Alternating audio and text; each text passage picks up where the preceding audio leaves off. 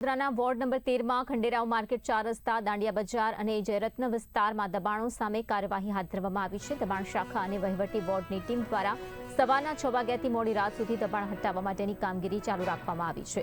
આ કાર્યવાહી દરમિયાન અત્યાર સુધીમાં એક ટ્રક જેટલો સામાન અને એક ટેમ્પો જપ્ત કરવામાં આવ્યો છે.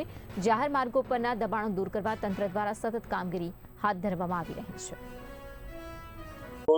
વહીવટી વોર્ડ નંબર 13ના વિસ્તારમાં જે ખંડેરાવ માર્કેટ 4 રસ્તાથી જયરત્ન 4 રસ્તા, આ બાજુ દાંડિયા બજાર 4 રસ્તા તરફ સુધી અને કીર્તિસ્તંભ આ બાજુ લાલકોટ સુધીના ભાગમાં જે દબાણોની કામગીરી દબાણ હટાવવા માટેની સવાર 6 વાગ્યાથી કામગીરી કરવામાં આવે છે સતત રોજે રોજ. અને એની એ કામગીરીના ભાગરૂપે આજરોજ અમે assistant commissioner Shri ward officer Shri પણ જાતે હાજર રહીને કામગીરી કરવામાં આવી રહી છે.